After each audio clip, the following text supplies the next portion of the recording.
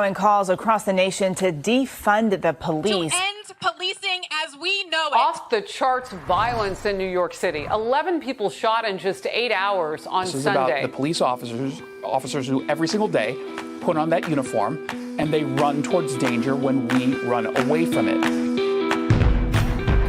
Oh, guns up! Giddy up, y'all. Let's go. It's Tuesday night. That means it's night shift, baby. Time to get weird. Are you ready? Are you ready, Andrea? So ready. You ready what? Huh? I'm ready, Master. There it is. Wow. There it is. That's right. This is the show. If you're just tuning in for the first time, if you stumbled into the Failure to Stop podcast channel, we do 4 shows a week, all of a different flavor, all with the same goal in mind, and that's to keep first responders everywhere entertained and awake. Monday, Mike the Cop and he Big Daddy Dave they're scouring the dark webs, doing the dirty work for you to bring you all the crazy, funky police news. Tuesday night, we got Andrea up late with some real true crime. Then we got Thursday's Last Call with Eric Tansey, talking about everything except the job. So did you have something else to talk about this weekend other than dead babies and domestic violence? And then, of course, our Friday flagship show where we break down a case from a police perspective. That's Mike the Cop and myself. And if you are new to Failure to Stop, well, Andrea is our first female on the squad. She's been on the squad now for, I don't know, like 5 or 6 weeks, 7 weeks, 8 weeks. I don't know. I think this is the 10th show, but 10 weeks. ladies. She's been with us for 10 weeks. She just started a social medias, Instagrammies. She's old as shit. So she just got her own little Instagrams going. And the deal was that once she got to 1,000, she would call me master for the entire night. She would call me master for this show. So if you're wondering why she's calling me master tonight, 1, it's because she really wants to. She's always wanted to. And 2, she kind of has to. Those are the rookie games. None of those things are actually true, but here we are. So thank you guys for sharing and sending and following. I really do appreciate it. Kind of. I'll appreciate it a lot more after tonight's show. Just know that, okay? Well, looks like David's in the chat. He says, I can't believe Andrea works at NASA too. I'll be sure to look for you at work. If you are just listening, we are live on the YouTubes and we do have a live audience with a bunch of cool people in the chats. Homer Cantu, Bone Cold Fleas Austin, DJ Davies, AC Nordstrom, Imperial Girl. There's a lot in there today. So we will address the chats as we go because they drop us some bones here and there. They give us some moolah. Sarah Kelch is always in the house. Mer 530 and just M. So if you hear us referencing the chats, that's why. Andrea is wearing a NASA shirt tonight because I think she's going to get crazy. And we were talking all things bizarre and mysterious disappearances. Tonight's show is brought to you by Ghostbed, using that promo code Wolfpack. Last part of housekeeping before we dive into this. Friday night, at Rocco's Cigar Bar and Lounge in Wilmington, North Carolina, Andrea up late and myself will be doing a meetup with fans as advertised the last couple of weeks. Andrea, tell us a little bit more about that. Yeah, so I think we're going to bring some snacks, right? We're going to have a few snacks there, have some drinks and some laughs, and it's going to be at Rocco's. So that's on Market Street in Wilmington. It's easy to find. I think we linked the address and a few of the stories, but that'll be at 7, I believe, this Friday night. So we've gotten word that a handful of people can come kind of from around here. And if you are available and can, we'd love to see you. I think it's going to be a lot of fun. I think it is going to be a lot of fun. And I am excited to hang out with all you guys. It's Rocco's Cigar Bar, Wilmington, North Carolina, this Friday, 7 p.m. until Grandma wants to go to bed, which is probably going to be about 9. I guess, am I the driver that night? Am I the DD? Of course you are. Also, all of our kids are all going to be at my house. So, or until we get a call from the fire department. Those are yes. So Godspeed to all of us. Ashley, my wife, will not be making time because we have a newborn baby and she has to run the distillery and bar. So she just thought, you know what? She's going to stay back. And she's sending the other 3 boys with me. So I'm going to have my hands full that evening. But tonight, if you want to support the show, and we encourage you to do so, head over to failuretostop.com. check out that merch package. We got the Andrea Up Late collection. She's been wearing those shirts all week. She did not wear them tonight because he won't let me forget it. He's mad, guys. because They're it's dirty. dirty. I've been wearing it all week. I get a stain on one of them. Here's what they look like, though. We got the brown night shift, the brown 1970s. We got the ringed collar 1970s, 1980s tee, and then we got the black neon one, which I failed to get up here tonight. But that's it. That's all I got for housekeeping. I'm going to turn it over to you, Andrea. I want to drink some of this rum. Tonight I'm drinking, not that anybody gives two shits, Secrets Distilling Company spiced rum. Yeah, and the book, my book, Pig Latin, a seriously funny true story, will be coming out this fall. Best you believe it. So get ready. We will be doing like a little book tour for that. I'll probably bring Andrea up late around with me, dragging her around the countryside. You'll get to meet her. Because frankly, at the end of the day, I'm more fun when I'm with other people that I know. I don't like to travel alone. So that's all I got. That's all I got for tonight. Yeah. So tonight, also real quick on this NASA shirt, this is definitely an homage to the flat earther last week.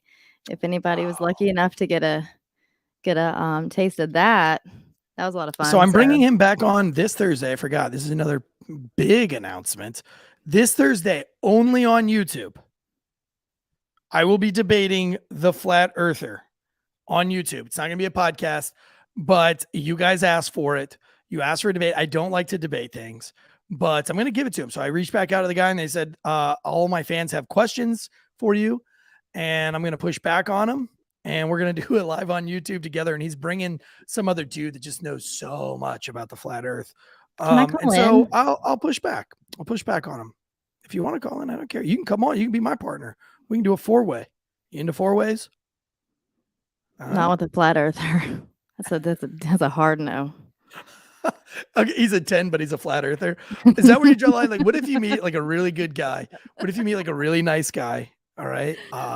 We're at the Rocco Cigar Lounge, and a fan comes in, ends up being the man of your dreams. He's a cross between a little bit of me, a little bit of Brad Pitt. He's got my humor and Brad Pitt's looks. You're just absolutely in love with the guy. And you get him home, and he says, by the way, I'm a flat earther. What do you do from there? I mean, no, he's got to go. It's got to go. Do you tell him just like that and be like, sorry? I was going to see at what point of the night, like we might be in, like, he's got to go. Yeah. Yeah, I don't know if you could be that drunk. That's a hard no. To lay with a flat earther out of wedlock. You know what I mean? So what do you got for us tonight there? So tonight we're totally changing it up, guys. We're not going to do like a crime story per se, although a lot of these probably are crimes. I'm thinking they are. Or it could just be a nature, weather, animal event. But if you look back, I know a lot of you guys have chimed in and sent me messages over the past few days since I kind of started teasing the show. There's something called Missing 411 that you can watch, listen to. There's a lot more that goes into that, but there's a whole discussion on how if you were to look at a map of the United States and look at all the clusters of our national parks, and there's definitely a pattern, on the map for those. And then you can overlay the map of the United States with people who have gone missing, and a lot of times unexplainably so. Maybe they were never found. Maybe they were found in a kind of way that doesn't make sense. Just a lot of very strange circumstances, and these instances almost overlay where the national parks are. Now, granted, I understand that we have more, and there's a if you are just listening, Eric has put up a map or a picture of the two maps I just kind of discussed. The bottom map in the picture is showing clusters. It looks like little sticks, like pickup sticks that they have in clusters. A cluster of missing people is considered 4 or more. So 4 or more in the same area is what they consider a cluster. So it's pretty interesting. I know it's a bit diffuse there, a little abstract, but I think you can get the picture of the most concentrated areas of both. Again, we have ravines, wild animals, less you don't have cell phone access a lot of times, or emergency management help a lot of times. So it's going to go to show that you might be more at risk for something to happen in a national park in a certain kind of way. But those numbers are a lot. A lot. It is staggering to see how it does match up. However, my argument to that, or my debate to that, would be that nobody's going missing in New York City.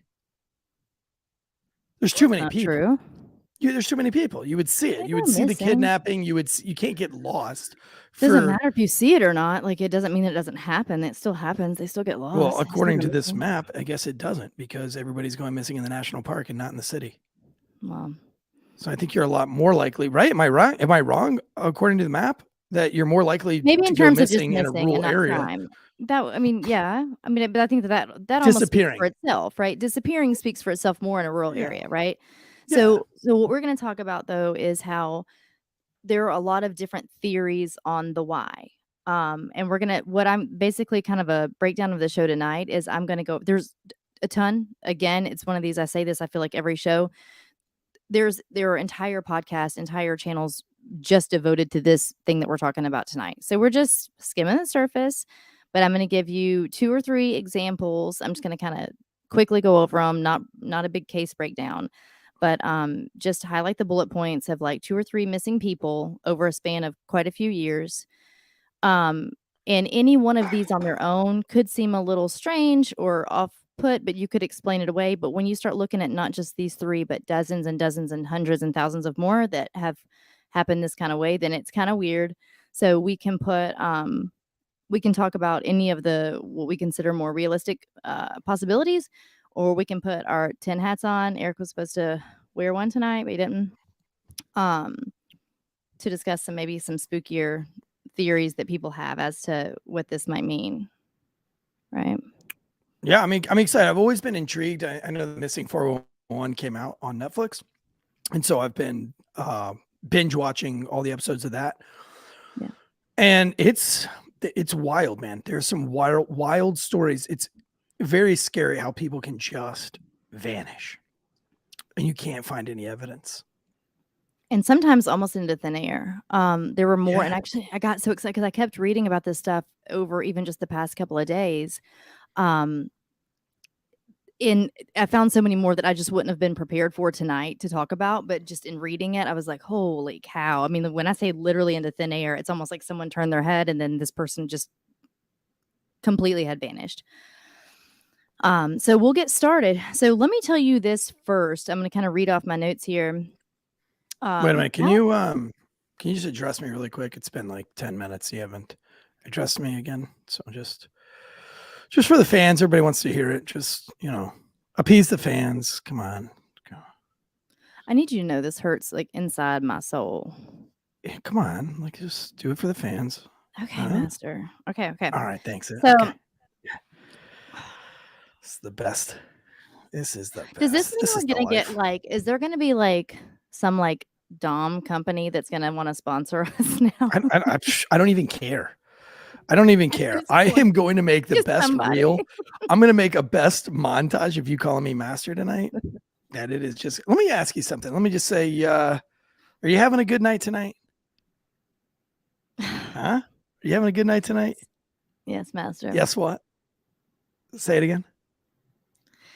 Yes, Master. Look, you need to be careful because right now our show's doing pretty well. It's doing all right. Okay. It's like, and I might leave it. So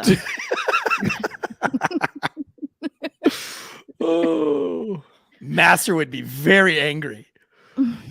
okay. You're having a little bit too much fun with this. We're going to move right along.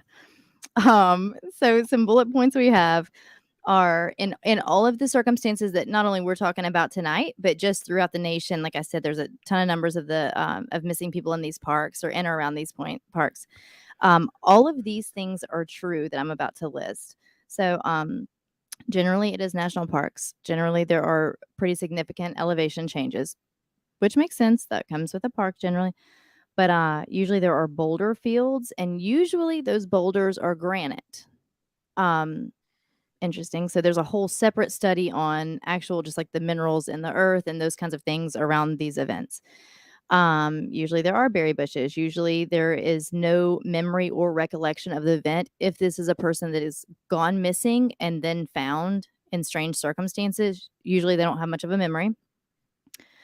Many are missing clothing to the point, not what we're going to talk about tonight, but to the point where they say if you like if you're looking at someone and they were to just disappear and their clothing were to fall off of them from a standing position and just fall straight down, like that's how they've found clothing quite often in a lot of these cases. Like, I feel like if that happened to me and then I found, like, if you went missing and I just found all of your clothes just laying there, I would think the rapture happened at first, but then I'd be Right. like, no, there's no way that she got raptured and I didn't.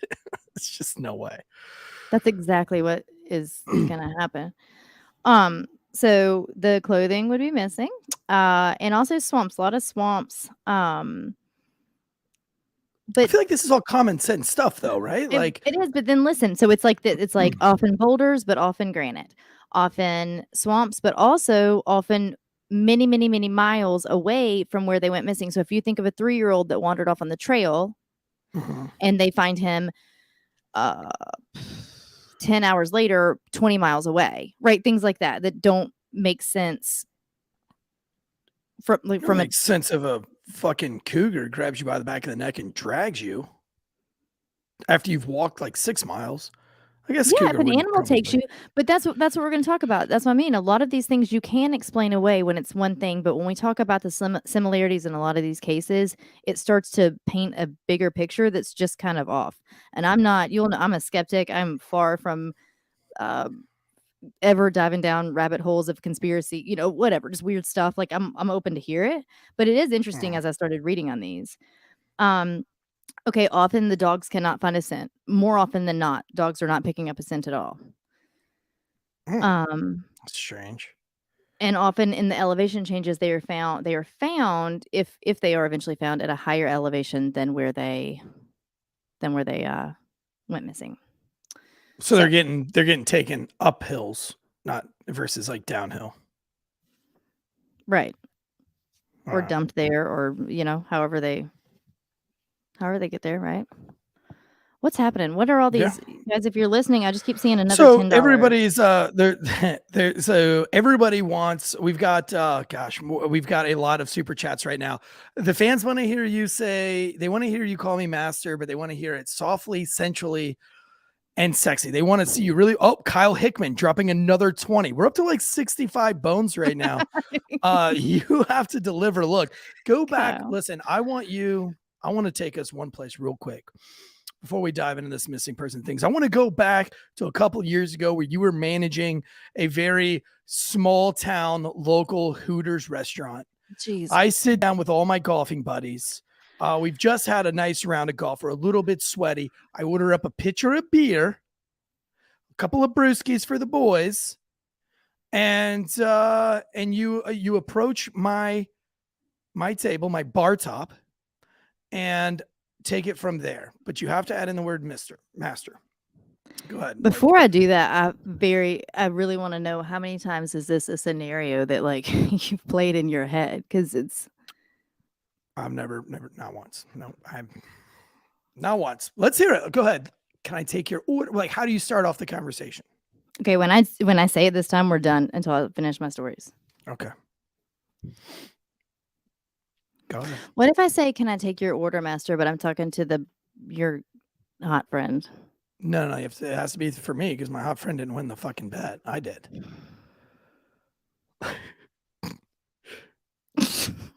Come on, you got to do it. Okay. Can I take your order, master? Go. No, you have to do Come it on. sexy. Do it again, like sexy. No, though, it's like, done, and then it's put done. something in there about the sauce. There's zero consent right now. Come on, there's Someone, be if like you see me sauce. blinking, it means come save me. Somebody. No, you gotta call I'm me not master. talking about. I just did. Maybe what it's you- not what you thought it was going to be. Maybe listen, maybe Sarah it's Kelch just dropped in another $5 for you to say it's sexy. I can punt Sarah across the room. So Sarah, that's true. That's true. Sarah's a very small human being. I feel like Sarah would go missing pretty quickly, pretty easily. You could lose Sarah behind a rock. pretty easily. Yes. All right. Well, keep going then. Just letting the fans down. It's not me. Look, the Welding Panther just dropped another 5. You're letting them down. For me. No. For me. For you to say it. That's not what he said. He said for me. All right, let's go. Let's get back to the story. All right, so Dennis Martin. So we're going to start with this one, and then we're going to get a little bit more current. But this one's very interesting because this one actually did allow, it taught people and park rangers and search parties a lot. They learned a lot from probably going about this the wrong way. But it's really interesting how they did. So this was 1969 in June. This was in East Tennessee. So Great Smoky Mountain National Park. Been here a million times. Lived in, not from East Tennessee, but lived there for a few years, and took my kids all around these mountains. And so this actually happens around the Cades Cove area, if you're familiar. I've actually been to the trailhead that this is talking about, which is interesting. But so picture in 1969, little Dennis was 6 years old. He was about a week from his 7th birthday. That's him on the left. If you're just a listener, we've got a picture up there. So Dennis is there with his older brothers and his mom and dad and some family friends. This was not new to them. They were in the parks all the time. They went every year for a getaway. Like I said, they were just all very familiar. I mean, not the child, right? But the parents were familiar being there and kind of setting up camp and have a good time. So little Dennis at this time is wearing his little Oxford shoes, which is funny, right? Like when you think about the sign, like we get our kids like hiking shoes and all this stuff. He's got his little Oxfords out playing in the creeks and whatever.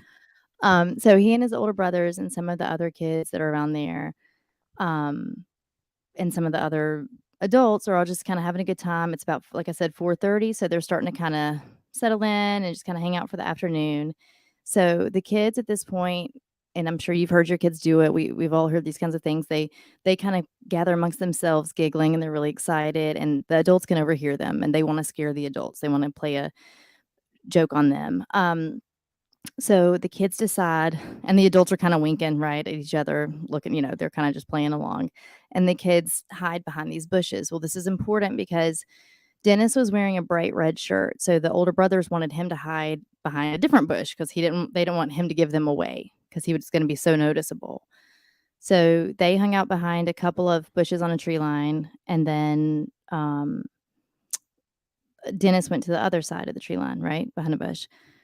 Within 30 seconds, they all jump up from behind the bushes yelling, boo or surprise, and the parents chuckle and act afraid, like they've been gotten. Keep in mind, this was less than 50 feet away. So if you guys are picturing 50 feet in a clearing of forest, like you can, and the kid's in a red t-shirt, it's not far. And the dad was sitting there. They're all sitting in their little chairs watching the kids this whole time. So after That's about crazy a because I minute, feel like I played those games. I mean, I know for a fact I played those games. I've watched my kids play those games where you run up ahead of mom and dad and you tuck away, and mom and dad are like, "Where is her? Where are you guys at?" right. And they're like, "Roar, And this I'm a wasn't even- bear." So we're going to talk about that a little bit in the next story, right? But in this story, that's not even what happened. The parents are sitting, like they're all sitting around their campsite, and the kids literally just kind of are playing all around them, and then just got in front of the bushes. And the next story we are going to talk about walking down a trail and the kids running up ahead, because that provides a bit of a different scenario if we're talking about going missing. But in this case, they were all just right there in their campground. Mom and dad can see them. All the adults can see the children. So they jump out and yell boo. Adults act surprised, the whole thing. And then next thing you know, after the dad will say, he said maybe 2-3 minutes tops has passed. They're all kind of laughing, whatever. And then they're like, wait, where's Dennis? Because Dennis never popped up. So his being out of vision of dad or any of the other adults was no more than 1 minute, like probably less. They got behind their bushes. They jumped up and yelled, right? So now other brothers are there, all the other kids are around, but no Dennis. And so dad said, he said it was no more than 3 or 4 minutes tops. And he said probably less than that because we're all just kind of conversing and whatever, and realized Dennis wasn't there. So they kind of start calling his name. They're not thinking much about it. Maybe he, got distracted and chased a bunny, or maybe, whatever. So they start calling his name. They kind of start fanning out. Nothing. They can't find him anywhere. So at this point, and remember, we were talking about the bullet points earlier with certain things that are very prevalent in all of these missing cases, and abrupt weather changes generally are one of them. So at this point, thunder starts rumbling, and a downpour starts setting in, which we know this is not going to be helpful in any kind of search case at all. They received like over 3 inches in just a few hours. Big storm, big thunderhead. We know that night that the temperature dropped into like the low 50s. So when Dennis left, he was just in his little t-shirt and shorts and Oxford shoes. So if he's wet and it's low 50s, he's going to be cold.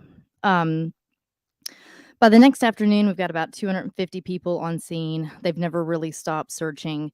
This is where you're going to hear it and you're going to know it immediately. But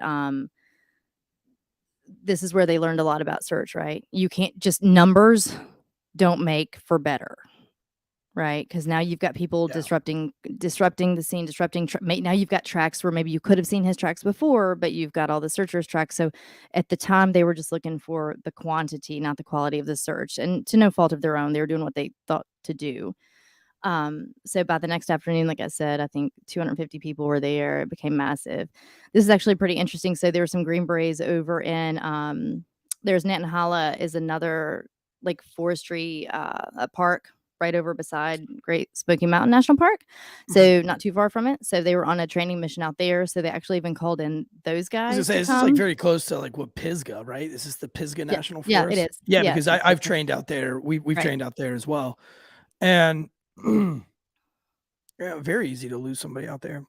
Yeah, well, that's why you train out there, right? Because it's pretty dense. It's pretty thick and dense. But so they brought those guys over as well.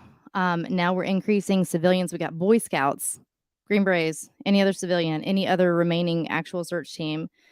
We had people cutting through thickets and crawling under brush, and so like they weren't intimidated or scared of the search. But they got about 3 or 4 days into the search, they did find the only thing that they found at this point and for a very long time was it was a barefoot track and then a shoe footed track. So a foot with a shoe and a barefoot side by side by a water line. And this was like 4 days into the search. Now the park rangers there say that based on what they need or what they knew, that they were too big to have been Dennis's prints. There's no more detail about that. I don't know what size shoe the child wore. I don't know how big they were. They said these were small prints. Like for an adult, they would have been small, but they say that they were too big to be Dennis's. So, I mean, at this point, they did an 8-day search, I think for like 24 hours a day for 8 days to the tune of, I think it was like 70 grand at the time. So clearly a lot more money at this point that would be. But about a month later, there was a man who lived in another part of Tennessee who had been vacationing there with his wife and family. It happened to be during the weekend when Dennis went, or during the week when Dennis went missing. And he came back and said, "Hey, I was here that weekend or that night that happened." And he said, and I heard a scream, and he said, it kind of shook me, but I didn't know, like, he just didn't know what to make of it. And so he said that it was loud. It was a loud, troubled scream. And I forget the adjectives he made were actually pretty, sickening. He said it was a loud, troubled, sickening scream. And he didn't know, of course, at the time what was happening. Like they're in a different part of the park. They leave and travel home. There's not, internet, 24-hour news, all of these things. So it's not like when he went home, he didn't know that immediately there was this massive search for a child. So once he did get wind of it, which he did, President Nixon actually got involved on this one, or Richard Nixon at the time got involved on it, said that he was going to be keeping an eye on it. Like this gained a lot of buzz. Sure.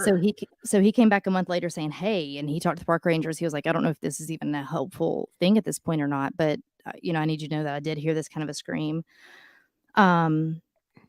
So keep in mind this happened on June 14th, July 3rd. So we're 2.5 weeks or so in. Some searchers did notice what they considered a very bad smell. This one guy was out in the woods all the time. He's a hunter trapper. He was like, "Hey, it's not an animal. Like I know what that smells like. This is different. It's very, very bad." It was never investigated. But then fast forward, I'm going to wrap this one up so we can move on, but to 1985. So this happened in 69. So almost 16 years later, a man came forward and said that he and his buddy had been hunting wild ginseng, which, by the way, is illegal. You are not supposed to do that, and you can get in some trouble for that. And said that they found, they did find the remains of that looked to be a human and that were small. But they never came forward because they were hunting wild ginseng, and then he eventually just could not say that. By the time they went back, they took like 30 people or so, and they went back and searched the area, and they found nothing, not one thing. So there are some weird theories and weird speculations, and people who say, like, I think I saw him in the backseat of a car 2 weeks later in this other part of the state, and a lot of leads that never were anything, right? But I think that I know it's not difficult for a 6-year-old child to get lost or eaten or falling over a ravine or drown or whatever. I get that. But think about how it happened. It's just very bizarre that it almost was a disappeared, vanished into thin air. It's like, yeah, like what could happen? Because you think, well, I mean, I have a cabin up in the mountains and a family cabin up in the mountains, and it's very steep. And so you can fall. We always worry about our kids getting too close to the edge and falling. Now they would live if they fell. It's not a cliff, but I mean, it's very steep and you could roll. And I know for a fact there's a creek down the bottom. And I was with my 6-year-old. He was 6 at the time. And we went down there and he fucking flat out gave up. Like he was like, I can't get up this hill. Every time he put his foot down, he would slip backwards and he was crawling with his fingers. And he was like, I was like, well, bro, and I was trying to have a life lesson. Like, hey, you got to get up the hill. Come on. We got to go back to the cabin. And he was like, I can't. I physically can't. I kept trying to motivate him. And he crawled and he got dirty and he fought for it. Now take me out of that equation. Right. He ain't going up that hill. So then can you picture him being found much higher elevation, much farther away? Because we're going to talk about that too. And that was kind of part of a lot of this narrative with a lot. But that's not with this kid, right? Not with this kid, but with a lot of them it is. But I want to stay with this kid. Like, I mean, were they near any big giant hills like that? I mean, what was the terrain like? Pisgah is very steep. I mean, Nantahala is, there's the Nantahala Gorge right there. Right. Huge gorge. Right. And they are, being at Cades Cove, that's all it is. I mean, it could be flat land for a minute, but you're in the mountains. I mean, that's where, it doesn't take much of a turn to, find something. So I'm not saying that he couldn't have fallen off. It's so weird to me because it's like, why won't the kids like scream back? If it's only 3 minutes, but I feel like in 3 minutes, you're not at a scream shot. You know what I mean? You're not. And if you are conscious and you know what I'm saying, if you've not fallen and hit in your head or an animal doesn't have you, if you're conscious, in 3 minutes, the kid was right there. The dad saw him dip behind the bush. Yeah. And then when everybody else popped up, he didn't. Like, have we looked at that? Have we studied that bush intently? It's like, how far can a kid go into? I feel like if an animal grabs you, if you're sitting around a campsite, you got the campfire, and an animal snatches a 6-year-old child, I feel like you're going to hear that. A rustling, a rumbling of the leaves, it's like, or even a quick scream of the kid. The kid's gonna make a noise, right? Like there's gonna be a growl from the animal, or the other kids that were along the bush line with him are gonna see it, even though they weren't. You know what I mean? Yeah. What a bizarre story. And they've never found any evidence. No clothes, no anything. That print was the only thing we have, and then we do have the guy who came back to say that the ginseng guy. Now I wonder if not the ginseng guy, but I wonder if the other guy that heard the screams, oftentimes these serial killers, they come back or they make themselves present. Right. That's how they found the BTK, or Golden State. Golden State. A lot of them do. But he also didn't really insert himself otherwise. All he said was, hey, he came back. It was just a few weeks later, which would make sense based on the flow of information at that time. 3 or 4 weeks later, I don't feel like is a long, you know what I mean? Just to say, hey, I heard a scream. I had no idea this had happened. And then he left. He wasn't, he doesn't seem to be one that wanted to be a part of every interview and search party and those kinds of things. Yeah. Hey, Yeah. do you remember when my dog got lost at your cabin? Can you No. remember that? I don't. Did your dog get lost at my cabin? I think he was wearing underwear when we found him on like the neighbor's cabin floor the next day. It was a very, Oh, the rich people's cabin? I guess he was on their cabin. They called you, but he was wearing like a pair of pant. Like I don't know what you guys had Like a done. diaper or something. Yeah, I don't know. Pair of underwear? That's how you get monkeypox. Yep. So did this case that you just talked about, that happened in 1969? 1969. So we're going to move on forward to much more present day. But again, that did give a lot of, it shed a lot of light on proper search maneuvers and improper search maneuvers. Well, right? we had a guy go missing when I was in the Q course, the Special Forces qualification course, and we were in small unit tactics phase, and one of the young men from the selection course went missing. And the STAR course at selection, which is this big, massive course, and that's the big challenge of the Green Beret program, is this land navigation course where you're all by yourself. You have a 65-pound backpack, a map, and a compass. And you have to make these very long movements, 8 miles, 9 miles, up to 20-mile movements per day, per night, kind of depending on which way you're going, through very weird terrain, all sorts of terrain. That's the point of it, but you're by yourself. So you have these little beacons that you can turn on, and they'll let you know, like, when you want to quit, you can shoot some flares, you can turn on your little GPS system. But I always, when I was going through that, I said, well, how did more people not fucking die out here? Because I felt like I was going to die every second. And there's water and there's creek crossings, but you're doing these at night by yourself, and it's very bizarre. So when this kid went missing, there's also a thing, you can quit pretty easily because you have to traverse through some like trailer parks. You might come in, if you get off course a little bit, you might run into the back of somebody's neighborhood. There's some bizarro things out there. And this this candidate, this recruit went missing. And we did what's called Hands Across America, where they got like all these guys from the 82nd. They got all of us out of small unit tactics. They got all the kids from selection, and we all got in this massive line. Must have been miles long. And they kept us online with whistles, and we just moved through, and we found the kid. He was dead. He'd been bitten by a water moccasin, and he had Damn. he'd abandoned his you could probably Google the story. Special Forces candidate bit by snakes, but he ditched his rucksack, which had his flares and his beacon, because I think when he got hit he got hit multiple times by like multiple moccasins.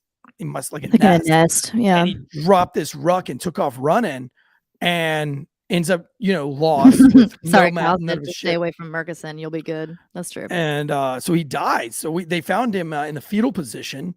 But we did what's called Hands Across America. There were no dogs. There was no, it was just literally we were online. So, but I guess the terrain kind of allowed us to do that because it wasn't like Nantahala or Monongahela. No, where were you at? Not Monongahela. You were at No, it was Nantahala is where the Green Berets Nantahala. came from training, but they were in the Great Smoky Mountain National Park, which is also right, just which is not going to far be away. it's going to be a lot harder to same do Hands terrain. Across America. Yeah. Oh, it is the same. Well, Same terrain. It's different parts. it's strange how that doesn't work. I mean, if you put that many people to get 270 people, and you start scouring for 8 days and you can't find a no, they want to 6-year-old bring kid, hundreds and hundreds and hundreds. and that is bizarre. It's almost like somebody had to have taken them. I don't think an animal gets you and you're that quiet. Like that's got to be like a deed from a human, like covering the mouth and the nose. You know what I mean? Right. To not make any noise. Any noise. Yep. I'm going with mountain weirdos or hillbillies or something. So I'm going to go over 2 more. We're going to do them kind of quick, and then we're going to talk about the super crazy theories that some people have, right? And you can see if they're crazy to you or not. We're going to move on to we're going to move on. We're going to move on. I used to like this Tuesday nights. We're going to move on. We're going to move on, Master, to Jared Atadero, Atadero. Jared Atadero. There it is, y'all. There it is. Jared Atadero. So he was 3 years old. They were on the Big South Trail in Colorado. I'm not familiar with any of the trails in Colorado, so if you guys are, then you'll know a little bit more about this terrain. So this was in 1999, October 2nd.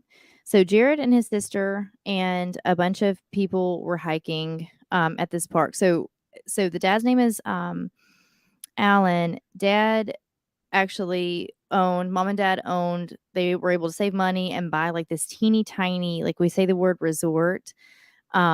So there's Alan, the dad. If you're listening, we've got a picture up of him and little Jared, who's cute little guy.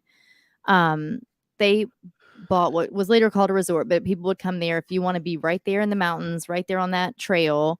You can come stay at that place. And he said he did it because he always wanted to be right there and in it and by the water and by nature. And he always wanted his kids nearby. And so his kids were living there. And he was like, people come here to vacation. Like, for him, it was the best thing in the world to be able to save the money to purchase this place. So a group of people had been staying there in exchange for lodging. They were helping him kind of fix up the place for a while, like a long-term stay. And they'd all been around for a while at this point. He feels really comfortable with them. I mean, weeks and weeks. And I think it wasn't their first time to stay there. So they all went. They were going to go hiking that morning, and his daughter, who I think maybe was like 11 at the time, his daughter wanted to go with them, and so he did not anticipate Jared also wanting to go. Again, Jared was 3, so Jared did want to go, and so he let him, thinking not much of it. That was the last time he was ever going to see Jared, though. So they go out for this hike. Like I said, there's about 11 adults and some other kids. They're all hiking. Dad hung back. So the story goes that Jared ran ahead a little bit. So that's what we were talking about earlier, right? Like, so this is a bit of a different scenario.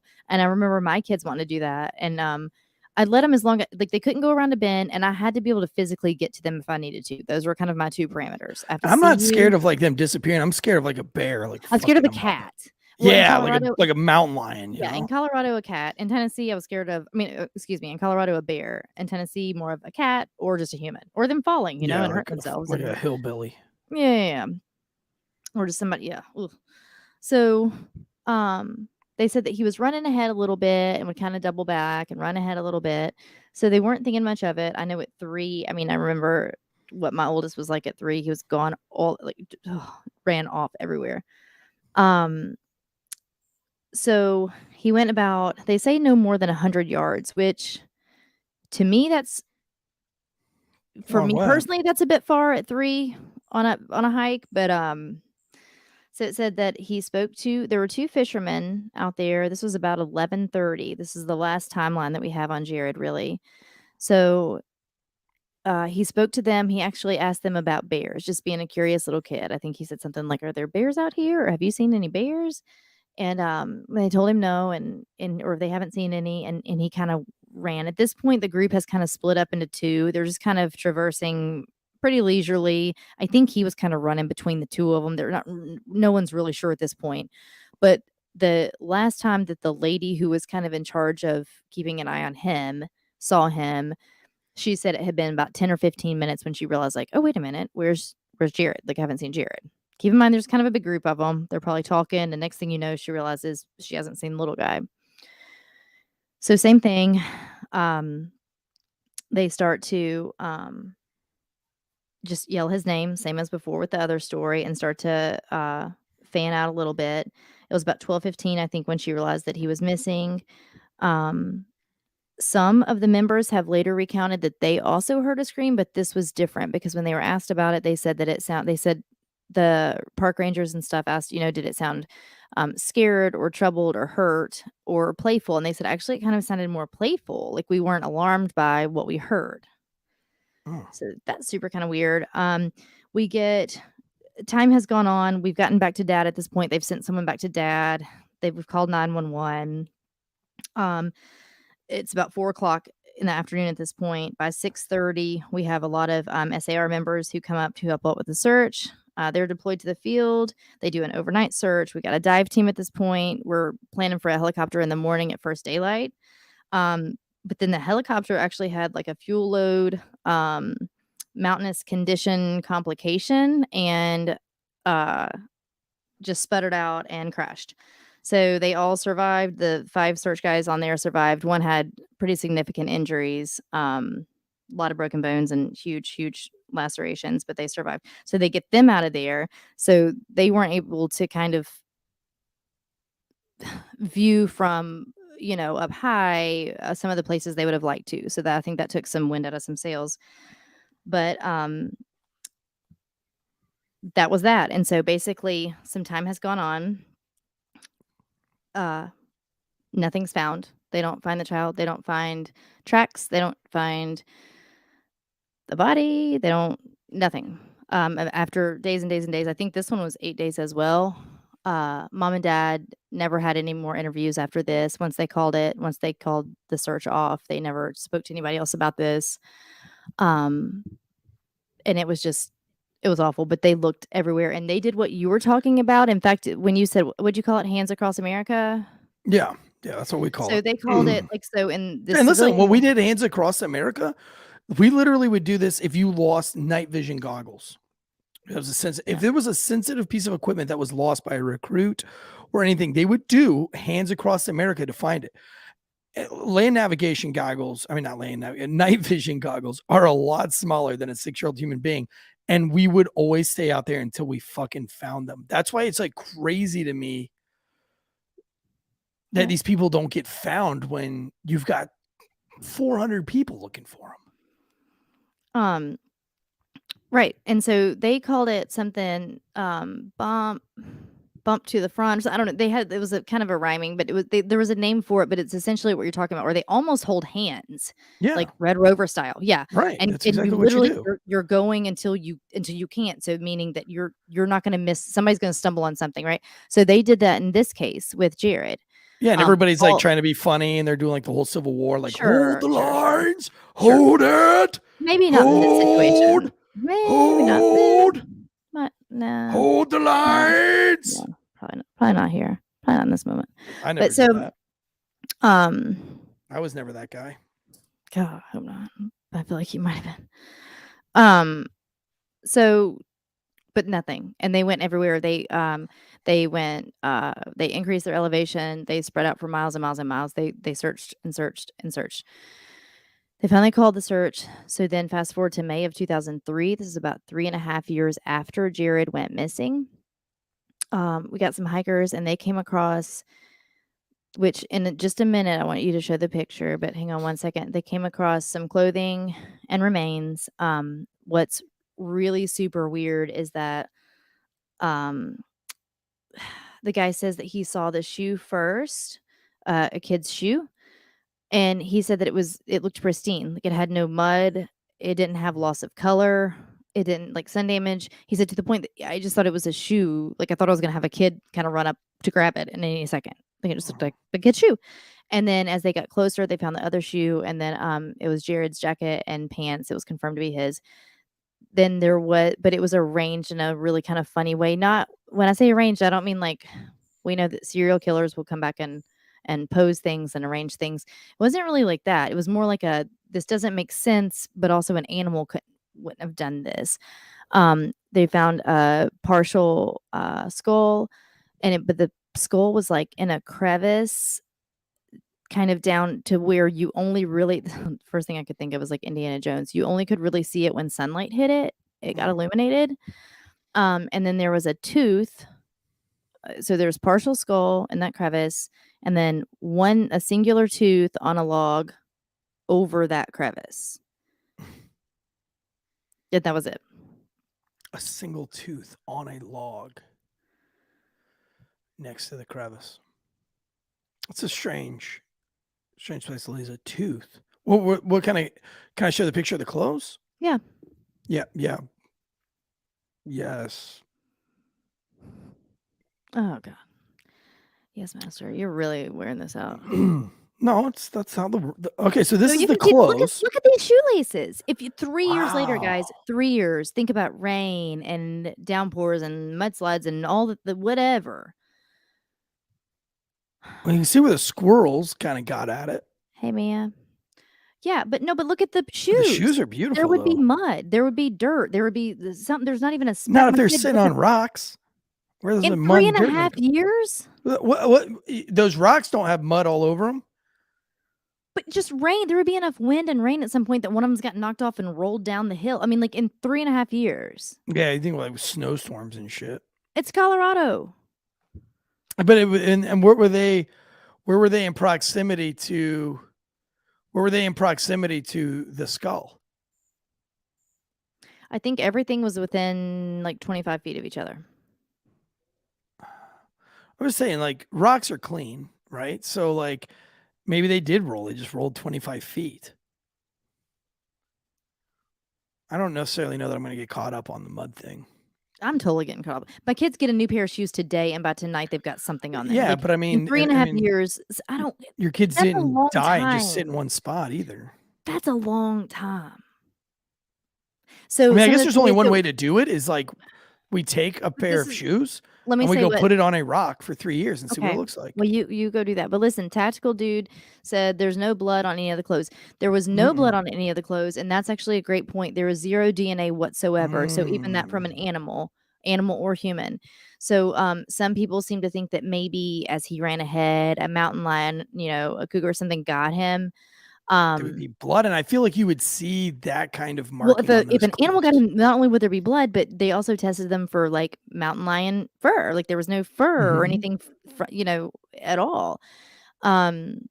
See, that's very bizarre to me too. I mean, I can argue the shoes. I can argue the shoes, and I can argue the clothes being clean because, like I said, rocks aren't fucking dirty. So Why do you think it's just rocks? Why do you think there's like no mud or anything around, just rocks? Well, so I've cheated because I looked at all the pictures from this case, and it is a huge rock wash. So there is no dirt. It is nothing but rocks. So if I but go, there's still grit. There's still something under the, I don't know, 3.5 yeah, but if years. you're laying on top of the rock, there's no grit on top of the rock. I can get past the no dirt. What I can't get past is the no blood, and we only have a skull and we only have a tooth. We don't have. Okay, so I found a body. I found a body in a trench at the top of a mountain in Afghanistan where there was a tank that nobody had ever been. This was in 2005. And we were scouting out this area and we'd found this trench line and we were moving down this trench line and there was like a whole battle that had been fought probably in the 70s or 80s there. And there was a petrified foot in there, like still inside of a boot. But you could definitely tell that there was a foot still in the boot. It was like petrified. Sure. Like if you, it feels like you could probably reach in there and break it all up. But then we also found a helmet that had a perfect petrified brain and skull fragment still inside of it as well. And that was from like, I don't know, whenever the Russians were there fighting. But we found gauze, we found medical tape, we found clothing that had been cut off of wounded people. We found all sorts of shit scattered through this. And none of it was like overtly dirty. You know what I mean? Like it wasn't covered by dirt or like what you would think. And that's from the 70s. But when it's on the top of a mountain, there's no dirt blowing around up there. So like it was still like, it was hardly faded green. You know, it was like a light faded OD green style thing. So I understand the color, the cleanliness if they were laying on this rock watch. What I cannot understand is where's the blood and where's all the guts? Where's the petrified feet? Where's the bony hands? You know what I mean? Like, where's all that stuff? And I feel like if you're laying there dressed and clothes, now I'm a dum-dum. Like, I'm not saying I'm an expert. Keep the clothes. But something's got to eat you out of it, right? Like something's got to. The clothes were not laying like in that picture. Okay, they were. Like, they didn't find them like that. How'd they find them? Were they just like balled up or something? Yeah, they were separate from each other. And what I'm saying is like, how do you get the human being out of the clothes without leaving fur, without leaving guts and blood? You know what I'm saying? Okay, listen to this. Even if an animal didn't initially make the kill or move him there, because there would be the stuff there. Even if it didn't, if that's not how, if the kid fell and hit his head and just died from exposure, whatever. Yes. Then in 3.5 years, okay, we can argue that the clothes or the shoes could be clean if you want, but in that amount of time, you don't think there'd be any animal DNA because animals haven't brushed up against. I think that's where I have a problem. Like, I think that like, if he died, like you just mentioned, with his clothes still on, An animal's going to come and like pick at his eyeballs and his Yeah. fucking flesh, and that's Yep. going to leave a nasty Some- mess, goo. Like he's going to Yep. melt. So Like the also, gases are going to. but listen to this. Have Like you I've not seen a ever fuck had, ton of dead people. listen, have you ever had a shirt or something that you find that's been left outside for a week or two on accident? I don't know, like it Yeah, got it's wet in faded. summertime, whatever.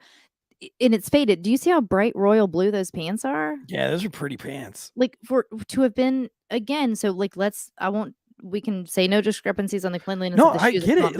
not- Like the sweater but doesn't look even at look the that color faded. of these pants would not I be know. that bright blue anymore. Unless they were under a rock. Then they could And hang be. on real quick. Sean Kelly just said some cases of hypothermia, people will disrobe because the blood returning to the limbs makes you Sure. feel overheated. That's true. So Yeah. briefly, you feel very hot before you then feel cold and start to lose consciousness. Absolutely. And so in a lot of cases of hypothermia, that is what happens. I think that when it's kind of what I was touching on at the beginning of this, a lot of these people who either were or were not found, hypothermia may or may not have even been involved. And so while that's a good go-to, that's a true response, when you look at the similarities on all of these other cases, that wouldn't have always been the case. So, and they're still sometimes missing clothes, or sometimes the clothing is laying in odd places, not like you would take it off. So you're right about that for sure. But and that's a great point. But when you just put all these other things together, I don't know. It's weird. I do think it's odd that we have one leg missing and we have a huge chunk out of the left leg. So they've said that they do. Some of the There would be forensics blood, you people know? have said that they think that a lot of just kind of bite marks from animals, not while it was on his body, and a lot of it looks like strings that have been removed, basically from birds and nests, like where it's been Right. unraveled individually. Yeah. Yeah, it makes sense. Yeah, because I mean, again, if you're taking a chunk out of somebody's leg, there's still going to be blood on it, you know? Right. That's a bizarro case too. So, okay, if we're going to go with your theory, if we're going to run wild with it, you got non-faded clothes that you think should be faded. You got shoes that are white that you think should be muddied. And you only have a fragment of a skull and a fucking tooth within 25 feet of each other. Well, then what is your theory? I don't know. I'm gonna always steer toward something natural. I mean, I'm always gonna steer towards he could have gotten bit by a snake. He could have, an animal, whatever. Here's the thing though. So when they found But why do we not find the other bones? Well, I think that in 3.5 years they can get dispersed. Animals take them off. We can say a lot of things, right? Like I think that's Okay. just as likely as those shoes being clean. But what I think is interesting is when the body was found, or when the clothes and some of the bones were found, the searchers that had been in the initial search group right when it happened, were dumbfounded to the point of extreme frustration, because they were like, wait, no, we were here. They had all searched this area. So there's two things that happened right here, like in the last two cases that we've talked about. Okay. Hey, Craig. If we do Hands Across America and we don't find the missing night vision goggles, if we don't find the missing rifle, the only thing that we can assume is that a human got involved. And that's when they start searching all your shit. They go through everybody's stuff and they search it. And then they'll finally find the night vision goggles. Not saying that somebody stole it, but they'll be like, oh, he must have put it in the wrong bag. Who knows? There's a million different things that can happen. With all these cases, we can't explain a lot of things, which makes me think the one thing that we're not talking about is a human being fucking with these kids, which, yes, I have seen The Hills Have Eyes. Yes, I've seen somebody bring it up and they said I'm stuck on it. And yes, you're right. I think it's all a human interaction. If you can't explain certain things, animals aren't doing it. It's going to be human. An animal didn't attack that kid and take him off 20 miles away where we can't find a limb, a blood trail, or anything. Even if the cougar took the kid up the tree, eventually that bitch is falling out of the tree. You know what I mean? I think it's people. Yeah. I think people take a moment of opportunity. They take them. Maybe it's drugs. I don't know. But I think it's people. Okay. So we're going to talk about some of the thoughts on that, but that was an interesting one where I do think that the searchers were like, no, we know for a fact that we were here. So did something or somebody drop those clothes back off later? I don't know. Right. You know, That's it's what I'm just, saying. It's like yeah. only a human being could get away with some bullshit like that. Unless it was aliens. Unless it was Not aliens. saying that it was. Unless it was aliens. Okay, the last one. We're gonna do this quick, and then we'll give us a couple minutes for theories, and we can wrap this up. But so Tom Messick, this is actually a pretty popular story in terms of the missing 411 stuff. Tom Yeah, Messick, I know this one. yeah, this one, and there's still another one I could tell. There's so many. There's so many. But he was 82 at the time, and he disappeared in November of 2015. It was South Brant Lake, and it was this is up in New York, in a national park. So there's Thomas. So Tom had been a paratrooper over the years. You see, it looks like he's missing an eye there. He did have a missing eye over the years. He had an injury, but he was fine. He was very healthful and great shape, to the point that he and his family, his adult sons and some other buddies of his that are his age and their adult children, would go hunting in this park every single year, multiple times. Even though his mobility was, maybe not what it once was, he was doing just fine. So they kind of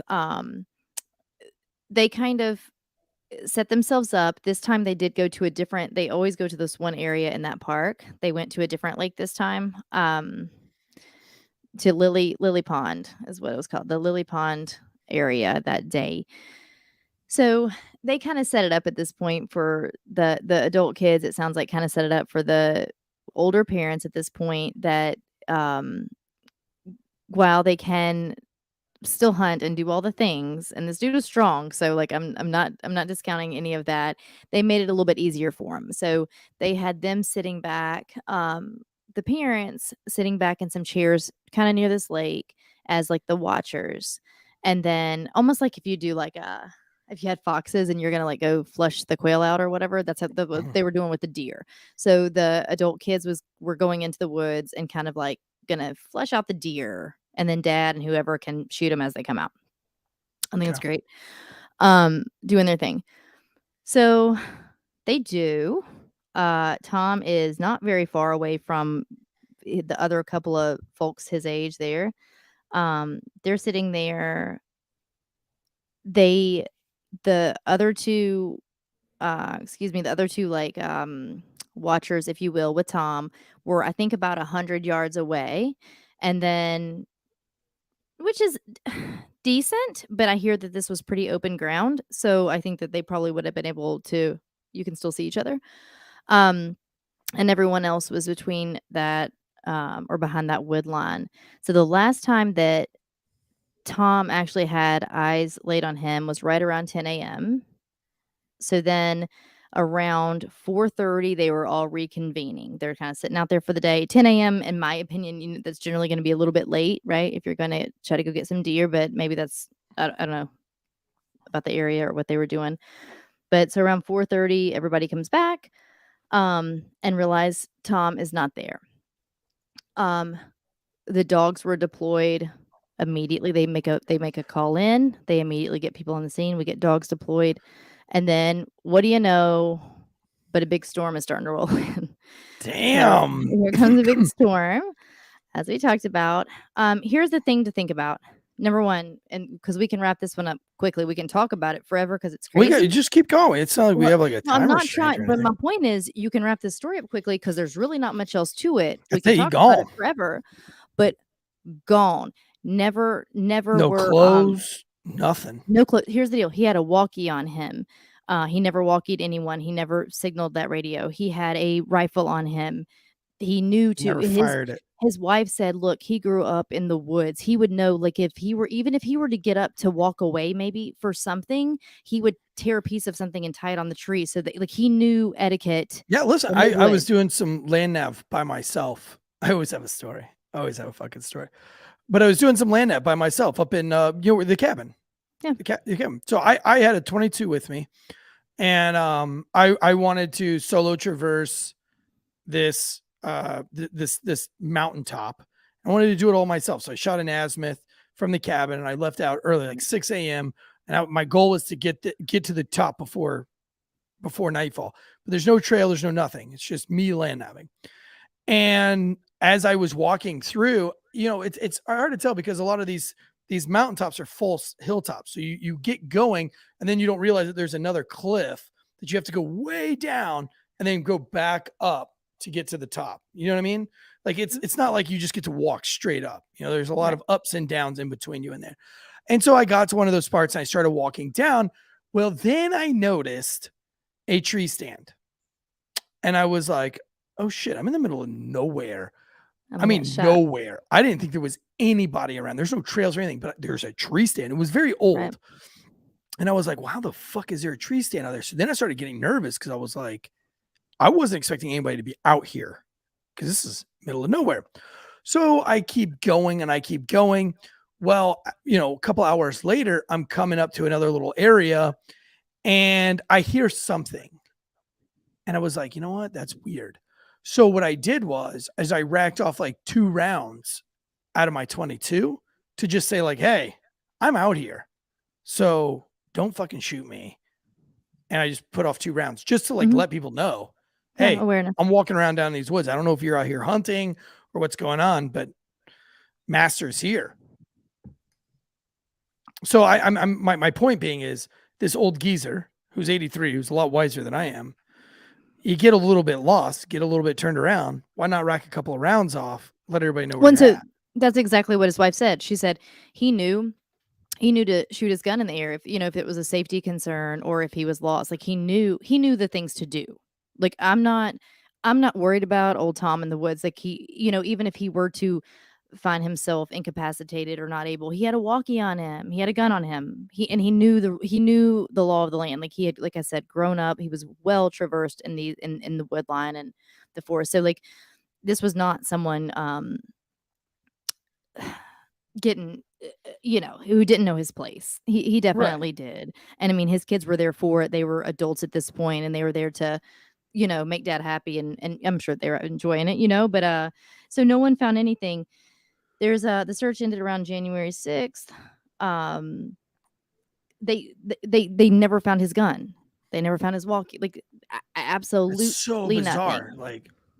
Like how do you hide a fully grown ass man wearing bright orange, mind you, with a giant gun that's not going to decay? Like the only thing I can think of is like human beings, or in this case, you fall in a hole. But then how are you falling in a hole? Like this asshole's not. This guy's not. They brought dogs out immediately too, like miles out. You know what I mean? Like now you're talking about the old man had to go walking around. Then he had to just walk around to where there's a big giant fucking hole. You know what I mean? Like it's unexplainable. But even one if of two things. That's what I'm saying. Bigfoot or feral human beings. So you guys let us know what we'll definitely get back to actual true crime stuff, which I'm not saying that none of this was. In fact, probably 1 or 2 of these probably were. I think they're all crimes. I think all 3 of the ones that you've mentioned right now are in some way or you another. Think Tom is a crime? I just can't. How do you not find Tom at all? Where did Tom go? And I've watched this on the 411 or whatever it is, missing 411. Yeah. They weren't far enough. They weren't that far apart that they couldn't hear everything that was going on. That's what I'm saying. That's not. And it's just like a spot that like everybody goes to and hunts. So do you think that one of his fellow buddies, like he was accidentally shot? See, I just don't see this being this isn't the Murdaws, y'all. Like I don't see him. How do we know? Because we're only shot. You're only getting documentary tales. You know what I'm saying? I guess that's true. Dude, Sarah Kelch would have been awesome. I should get Sarah Kelch as a podcast partner because she has called me master like all fucking night. She's welcome to do that all night long. Well, you're welcome to do it all night long. I'm aware. You deserved it. You earned it. You should wear that with a badge of honor tonight. I was so excited to be on the show tonight, to be called master and just be hailed by your praises. And instead, I've just got nothing but attitude all night. But you told me not to tell people that that's what you actually kind of dug, right? That I kind of what? You kind of enjoy that, right? What? The attitude. Sometimes. Sarah. That's a message now. Sarah. Okay, because so somebody mentioned in the chat, maybe he ventured into a weed farm. Now there's a case, a true crime case, and you being the true crime junkie, you probably know this case, right? Where they're like the whole family gets fucking murdered in like the course of like 15 hours. Mm-hmm. And you know what I mean? They live in those trailer parks. Mm-hmm. They did this whole documentary and they were just blowing all this smoke up of everybody's ass about how good these people were, that they were just down on their luck, but they were hardworking people. And I called bullshit from the very beginning of the documentary because I said like 15 fucking people in a family don't get massacred unless in you're Ohio because you're a good human being. Like you're doing some bullshit. And now all of a sudden there's weed farms and cartel. Yep. I knew it. Right now, I'm not saying like the little girls and everything that deserve to get murdered too, or maybe they didn't murder the little girl, whatever. Like I'm not condoning anything what happened, but I called it from the get-go. Like human beings went in there and massacred the whole family, not because they were racist or whatever. It's because those people were doing shitty things, dabbling around in somebody else's marijuana grow operation. What are these cats up to? What were these cats doing? Were they hunting on somebody else's land? They were told not to be there. No, you know they what I'm were. saying? Like it was somewhere they'd gone every single year. I get, I don't know. You know, I just get like an instinct about. Was it a malicious property? Yeah, it's what I'm saying. It's like I know that's the thing. There's a lot of speculation, right? So we'll run over some of the theories. We actually have maybe that'll be our reel tomorrow to reference this show. There is a reel of some noises that someone has made, or a tape of some noises. I'm sure that would make some fodder for a conversation here for sure. That sound a little bit interesting. Yeah. So if it was Bigfoot, there's noises. We know that people have in some of these areas have been some of the areas of Bigfoot sightings, whatever. I mean, I'm not surprised about that. But also that might explain, if you want to go into the weird thoughts of things, that's, you know, how people can be found, especially children, very far away in a very short period of time. We know that there are also cave systems under a lot of these national parks. So that could be a show for a whole nother day too. A lot of cave systems. Aliens have been some of the theories here with some of these. There's someone who says, you fall down these rabbit holes when you start looking at this stuff. And something that would have never even occurred to me is there's like a whole group of people who are really convinced that there's like this cross-dimensional portal. So if you hit it at the wrong place in the wrong time, you could have just, next thing you know, you're still around. You're just on a different plane of existence. But the only time that makes sense is if you've seen Outlander, in which case, sign me up. Show me, get me there. Have you seen Outlander? Did you ever watch it? Yeah, a lot of sex in that movie. My wife was way too into that movie. It's a really good TV series. She was way into that. Well, I think the both of you guys were way into it. You guys were always talking about it, cackling about it, and everything. And so it's very historical. You know, she made me sit and watch it, and I was like, "Wow, this is very." That's what I don't understand. It's like it's very pornographic. But it's okay for you guys to sit there and watch you a nice little romantic part of it. I'm watching two fucking midgets, fuck a grown ass man with a crooked limp wiener. And you're thinking of Game of Thrones. Get out of here. You've got to watch Outlander. Go away, master. Get out of here. That's the only way I'm going to say that.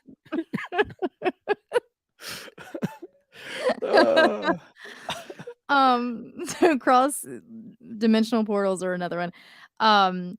There's also something that there's a containment theory with the national parks, in which people say that when they were actually first kind of founded and roped off, if you will, right, to where there's you don't have free reign of that land and whatnot, is because there are things that the government doesn't want you to know. So there are those. Why do they put a fucking national park there?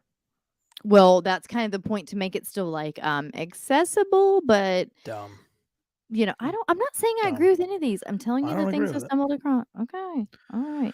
Or the last one that I found is that the bodies are being taken so that they can harvest their organs. And then maybe that's why they're dropped back a long time, later. Or Yeah, see, like something like that. Like I can go on that theory a little bit. I mean, it humans, right? Like humans, hills have eyes, weird ass shit. You know, Dylan Rounds. You know what I mean? Like we started So off that's that what whole I was thing. going to look up. Like, How it's far is he definitely from a national park? Let me see. um. I'm looking it up as we speak. Just keep talking. What are you looking up? I'm looking up What are you looking up? how far he was from a national park. I meant to do that Oh, already before the Dylan show. Rounds. He was right How next to far a is- military park, and he does butt right up to a How national far park is coming out of Utah. Yellowstone? No, he's not anywhere near Yellowstone, but it Hang was on, I'm looking up. the Great Salt Lakes. He butts up. He was like right next to the land on the Salt Lakes. I mean, I don't know. Yeah, I mean he was very close to that. Now, I you know the Dylan Rounds case still baffles me, and I know that we kind of got thrown off trying to because keep we up had the with it. PI on. Yeah. But that case is, I mean, that case is still very Still odd. nothing. There's still nothing there. I know, man. I'm waiting for an update on that. Well, I mean, so what do you think it is? Dylan? No, I mean just these missing. Are These these people who have just vanished. Do you think I it's think people? the Do you think two it's no, the animals? I don't know. As soon as I think I'm gonna give you an answer, then I have something that pulls me back in. So I was gonna say that Jared, the 3-year-old that we talked about in the middle of the three, the second case, his to me seems much more likely to have been he fell off of something. If he's running alone at 3, 100 yards away from adults, it's very likely he could have fallen off something, tripped on something, but anything points him down. His bones, his clothing were all found at higher elevation, much higher elevation. So, and that's what a lot of these stories Right. talk about. And it kind of goes back to your point with your son, like, you know, how, because the kids refuse to walk, you know, they're not going to climb to get, we might know as adults that like my body's about to give out, but higher elevation is better safety for me. I'm going to try to get there if I can. A kid doesn't instinctually know that. And so, it's interesting that he was found there, and I do think it's interesting the way his clothing and shoes were found. But outside of that, I think he's much more likely to have easily been a case of an animal drowning, you know, whatever. Except for we have some of his remains now. We never had Dennis's, the 6-year-old in the Great Smoky Mountains in 1969. Never found his. Again, less capabilities in terms of search departments, but and then we've got Tom, the 82-year-old hunter, and like, right, yeah, like that Tommy one's got nothing. And I mean bizarre. they did a really extensive search. Yeah, for that Tom. was much more recently. And Tom at 89 years old, 86 years old, 82. motherfucker ain't moving as far as like I would put a 6-year-old make it farther than an No. 80-something-year-old. And he had They get no all out of reason to breath go. and shit. And like you said, rodents will chew on bones and teeth. That's true. Yeah. That is true. And look, I've as a police officer, I have seen a body that has been out on the side of the road for 2 weeks. Eyeballs missing, shit missing from the birds and everything. But here's the thing, peeled grapes. Is there shit left in those clothes that they were laying on? Those clothes are covered in goo and disgusting, nasty shit. Because it's people not, do that when they die slowly, even in the hospital, they start turning to, I mean, like, you know what I mean? Like you start actively dying. Yeah. Before you're fully dead. Yep. Right. It's gross. So like if rodents were picking at a dead child in his clothes, like there's going to be petrified goo. I mean, maybe, right? Like, it would be Well, like a big stain on the shirt because there would be a bloating, then the bloating would pop and then all the maggots and everything. But once that bloating and everything pops and all those liquids come out of your body, they're going to stain those clothes. Those clothes are going to be a solid color of black. If you look at the color of the clothes from little homeboy there, those clothes are perfect condition, man. Like there's no goop. There's no like, yeah, I don't think they were. I mean, on look him. at the inner part of the leg where the hole is. I mean, that if there was a leg that had been there, that little section of that left pant leg would be the right completely pant black. leg, it would be completely black with bullshit. He did not die inside of those clothes. I will tell you that right now. Homeboy did not die inside of those clothes. He shred those clothes off before he passed away. And I don't think that's, I mean, unless I'm just way fucking wrong, but like, you know. No, I agree. He wouldn't have had This is those on. I mean, yeah. immediately upon death, your body does start to, anything that's holding anything in, any of the sphincter, the whatever, like there are things that out of your mouth, your nose, your everything, things are coming out. So No, that's an interesting point Jake Farm makes. Is that was it washed up from a river? It is on like a rock bed type deal, but it's it was very higher high, elevation. and there's no river anywhere around there. That river would have had to gotten like Noah's Ark flooding to get that high. And I mean, could it be rinsed with rain over 3 years? It depends on how long it went without that's it. what I said. Sure, but like you're not rinsing out blood and guts. No, I Like would I'm telling think you, it that, turns black. It turns gross. Like it's like a well, tarry. so substance. that's, I know who just wrote, so Kyle knows what it looks like too. But I'll say that I think that depends on when it rained, right? Like, so if it rained while things were still fresh and wet, then potentially somewhat. But if it, let's say that by the time anything seeped out of his body, if that's what happened, if it was days and days and then a rain, probably not. Like not, not to the point that it's going to look that clean. I agree with I would think. Bosco, like a family member or something I mean, I don't know if it was a family member. I don't know enough about the family, but I mean, this looks like a very happy childhood from all the pictures that I've seen. Of course, that's the only ones they're going to show. It's not like you take a picture of your kid when they're fucking crying, but I don't know. I do think it's I think it's a human being, like serial killer type shit. Like let's put the clothes back out. Let's give them a clue. I don't want these clothes in my house. I'm feeling haunted. Look, I bought a picture from a garage sale here in North Carolina that was taken like Civil War era. And the picture, I felt like the picture was haunted, and I fucking got rid of the picture. You know what I mean? Like I went. Was it a picture of like a person?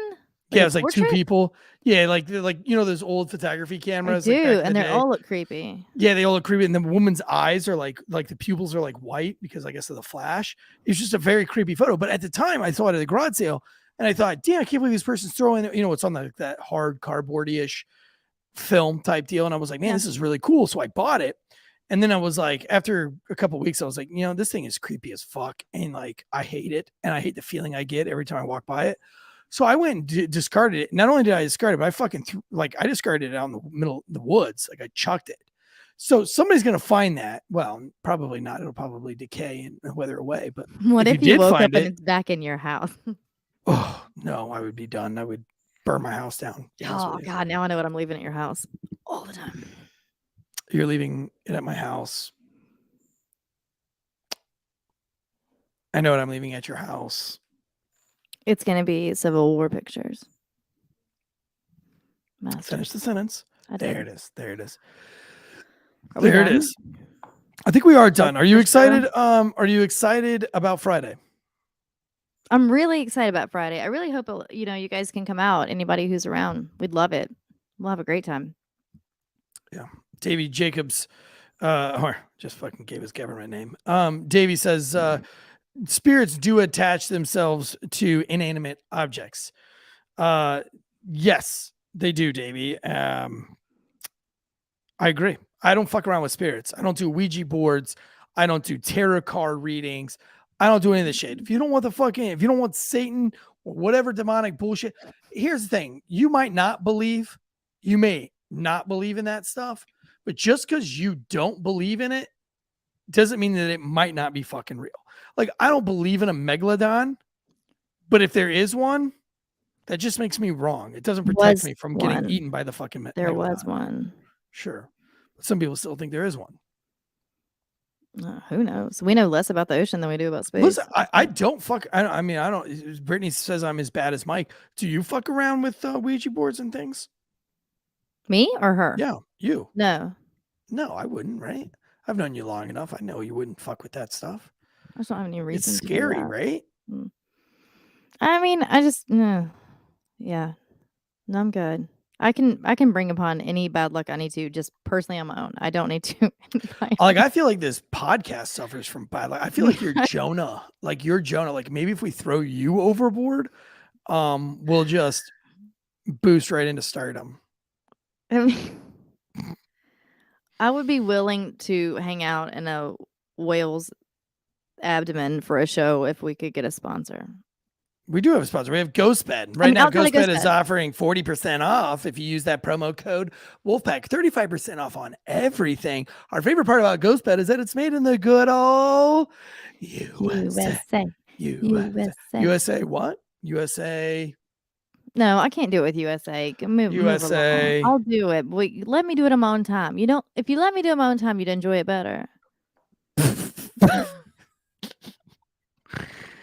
Oh, God. This is why she's single, folks. This is why she's like 49 years old and doesn't have a loved one. GhostBed's made in the good old USA. They've got that cooling technology so that if you get hot in the summer Colorado months and you want to shed your little 6-year-old clothing, you can still be cool if you just sleep on a ghost bed and keep all those clothes on. That was bad. I felt bad while I was saying it. I always know it's bad when I feel convicted from it. Right now, there's 0% down, 0% financing. That's if you have Laszlo Lopez credit. So that means even a peasant. Look, Sarah Kelch bought a fucking ghost bed. She did look a video on it. It was her first adult big girl purchase, and we're so proud of her for doing such. We all sleep on a ghost bed. We all love ghost bed. Support us by supporting our sponsors. Head over to ghostbed.com/Wolfpack. Right now, they're just building that website, and some people have had some difficulties trying to get to it. You can use the promo code Wolfpack, or if all else fails, send them a message. They're going to give you the discount. Use us in the customer surveys. Do all the things, and get you. Look, I'm wearing a ghost bed shirt tonight. Wasn't even planning on that for the show. I've been in my office. I've been sitting right here at this desk since 10 a.m. this morning. Actually, I got here before 10 a.m. 9:50 this morning. Been wearing a ghost bed shirt all day. So head over to ghostbed.com. Use that for promo code Wolfpack. And then Rip Pack. Keep your teeth clean while you're staying nasty. You don't want to be making out with a cougar when you got bear breath. Put the Rip Pack in your mouth, switch it around for 60 seconds, spit it out. Not only does it clean your teeth, but it makes your breath smell nice. And if you were hiking on one of these trips and all your kids were loading up on Rip Packs, fucking great. Animals aren't going to want to mess with them. You're going to be like, you know what? That doesn't smell natural. That smells minty fresh. It does smell natural. That smells minty fresh. I'm not fucking with that. That's somebody who takes care of themselves. That's somebody who takes that pays attention to detail. And I'm not going to eat that person. If it's a serial killer, maybe he'll mess with you because you have nice breath. Maybe you're fucked, to be honest with you. Maybe not use Rip Pack if there's a serial killer anywhere around. If the other guy, what's his name? What's the old guy's name? Tom? If Tom would have used Rip Pack, they could have followed their noses. The dogs could have picked up on the scent of his minty fresh breath. They would have seen him because of his pearly white teeth that would have been glowing from wherever his body laid. And if you use that promo code Wolfpack, they could have saved 15% or more. That's right. Rip Pack is really just a safety shirts matter. And all the shit that goes along with Rip Pack, and also Rip Pack's in New York. So support local while not dying in a forest. Absolutely. Shitty breath. We're thankful for Wolfbed and Rip Pack. Absolutely. So what do we got for next week there, Andrea? I've got a few things in the works. We'll see. A few things in the works. What do you got in plan for meeting up with these fans for the first time? What's your go-to? How are you dressing? Are you dressing up? Are you dressing down? Are you going casual? You're going to smoke a cigar in front of them? You're going to be ladylike? Smoke one of those cigarettes with the little long thing. You know the plastic things they did in the old days? What is it? I'll wear like the extender. Like I'll wear like gloves and like yes. Yes. Yeah, I'm not going to do that. I'm just going to dress like normal. I'll smoke a cigar for sure. Why not?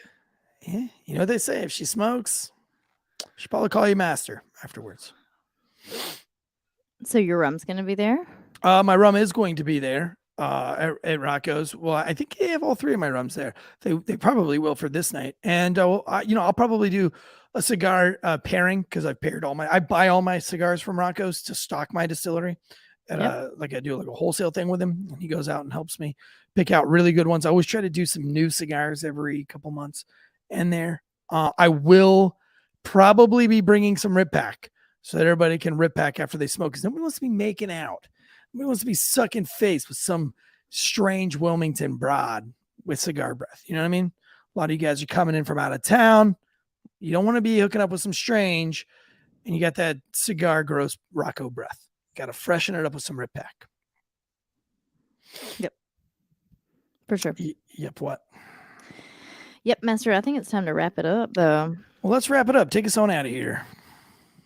No, you got to do it. Well, until next time, this is Andrea Uplate and Eric Tansey official. Follow us on Instagram. Smash and hammer the like button. Subscribe to the show. Support us and grab some merch. We'll see you guys on the 26th, Friday night at Rocco's Wilmington Cigar Bar, Wilmington, North Carolina. This has been a great night. Thank you so much. Master. You're welcome. Have a good night, guys. Guns up. Giddy up, y'all. Cheers.